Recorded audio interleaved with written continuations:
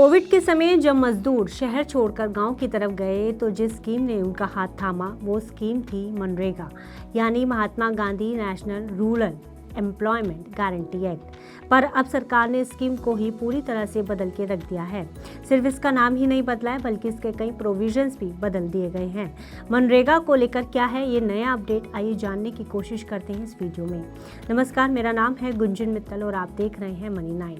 आज भी गाँव में रहने वाले लाखों करोड़ों लोग दिल्ली, मुंबई, सूरत जैसे महानगरों में जाकर मजदूरी करने को मजबूर इसलिए हैं क्योंकि आज भी उनके शहर या उनके आसपास कोई अच्छी इंडस्ट्री नहीं है, कोई रोजगार का साधन नहीं है।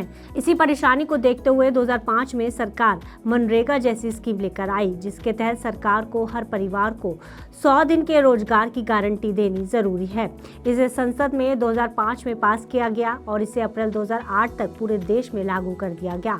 स्कीम के जरिए सरकार ने सिर्फ लोगों को गारंटीड रोजगार ही नहीं दिया बल्कि गाँव में काफी काम भी कराया, चाहे फिर कच्ची सड़क की मरम्मत हो या फिर तालाब की खुदाई का काम हो। ये सारे काम इसी स्कीम के जरिए ग्राम प्रधान कराया करते थे। आज भी ये स्कीम ग्रामीण रोजगार की रीढ़ है। अब सरकार ने स्कीम का नाम बदल दिया है, पर एक इंटरेस्टिंग बात यह है कि स्कीम का नाम पहली बार चेंज नहीं हुआ है। जब पहले इसे पास किया गया था तब इसका नाम नरेगा यानी national rural employment guarantee act ही था। फिर 2 अक्टूबर 2009 को इसका नाम बदलकर मनरेगा कर दिया गया और अब केंद्र की नरेंद्र मोदी सरकार ने इसका नाम बदलकर वीबीजी रामजी रख दिया है, जिसका पूरा नाम है विकसित भारत ग्रामीण रोजगार और आजीविका गारंटी मिशन। लेकिन बात सिर्फ नाम बदलने की ही नहीं है। कई जानकारों और आलोचकों का कहना है कि सरकार इस नए बदलाव के जरिए अपनी जिम्मेदारी से ही पीछे हट रही है। स्कीम के जरिए सरकार ने इसकी कई पॉलिसीज भी बदल दी हैं। हालांकि अब 100 की जगह 125 दिन के काम की गारंटी मिलेगी, पर इसकी सारी फंडिंग केंद्र सरकार करती थी, यानी ये एक सेंट्रल सेक्टर स्कीम थी। पर अब इसमें राज्यों को भी कंट्रीब्यूट करना पड़ेगा। नॉर्मल स्टेट्स के लिए 60 से 40 का रेशो रखा गया है और स्पेशल स्टेट्स के लिए 90 और 10 का रेशियो रखा गया है, यानी अब राज्यों को भी स्कीम में अच्छा खासा योगदान देना पड़ सकता है। इसको लेकर अपोजिशन सरकार पर हमलावर है। हालांकि सरकार का तर्क ये है कि पहले मनरेगा में लोगों को काम तो मिल रहा था, लेकिन कई बार इसके तहत ऐसे काम होते थे जिनका कोई लॉन्ग टर्म फायदा नहीं मिलता था, जैसे हर साल वही कच्ची सड़क को फिर से बनवाना, क्योंकि जब बरसात आती है तो वो सड़क बह जाती है, जिससे फिर से उसी सड़क को बनाने में अगले साल फिर पैसा खर्च करना पड़ता था, यानी इसका कोई नेट आउटपुट नहीं दिखता था, जिससे करप्शन जैसी चीजें इसमें रामपंथ थी। सरकार अब उन चीजों पर काम करना चाह रही है जो लॉन्ग टर्म का इम्पैक्ट डाले। इसके अलावा एक जो बड़ा चेंज इस नए अमेंडमेंट के जरिए लाया जा रहा है वो ये है कि बुवाई या कटाई के समय सरकार चाहे तो मनरेगा में मिलने वाले काम को रोक सकती है। सरकार का तर्क है कि इस समय में मजदूर मनरेगा के काम में लगा रहता है। और एक और बड़ा बदलाव खेती को लेकर किया गया है।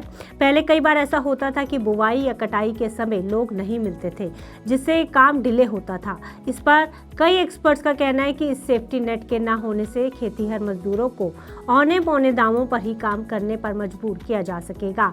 हमें ये समझना पड़ेगा कि ये स्कीम कोई डेवलपमेंट स्कीम नहीं है, बल्कि ये एक सेफ्टी नेट था, एक लीगल राइट था। सरकार की गारंटी थी 100 दिन के काम की, और अगर सरकार काम ना दे पाए तो बेरोजगारी भत्ता भी मिलता था, यानी ये भारतीय संविधान के राइट टू लाइवलीहुड को इंश्योर करती थी। इसके अलावा मनरेगा से गांधी जी का नाम हटाना भी पॉलिटिकल डिबेट का मुद्दा बन चुका है। विपक्ष इसे आइडियोलॉजी की लड़ाई बता रहा है, लेकिन सबसे बड़ा सवाल यही है कि इससे गांव में रहने वाले एक आम मजदूर पर क्या इम्पैक्ट पड़ेगा।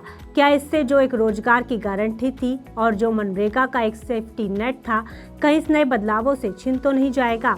इन सवालों के जवाब सरकार को देने ही चाहिए। बाकी आपका इस मुद्दे पर क्या सोचना है, अपनी राय हमें कमेंट बॉक्स में लिखकर जरूर बताइएगा।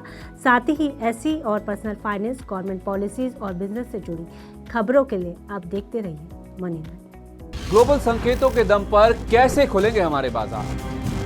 क्या कह रही हैं खबरें और ब्रोकरी रिपोर्ट्स? किन शेयरों में बनेगा पैसा? बाजार खुलने के बाद क्या खरीदें, किन शेयरों को करें पोर्टफोलियो से बाहर? कैसा रहा बाजार का दिन भर का कारोबार? कैसे तैयार करें कल के बाजार की स्ट्रैटेजी? इन सब सवालों के जवाब जानिए मेरे साथ ओपनिंग बज और क्लोजिंग बज में, इन वक्त पर सिर्फ मनी 9।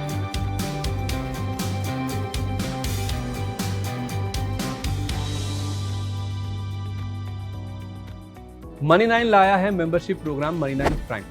अब आपके दिमाग में कई सारे सवाल होंगे, मसलन आखिर क्या है ये मनी 9 प्राइम, आपके लिए यानी दर्शकों के लिए इसके क्या फ़ायदे हैं, और एक बड़ा सवाल ये कि मनी 9 प्राइम से आखिर जुड़ना कैसे है। तो इसकी पूरी जानकारी हम आपको देने जा रहे हैं।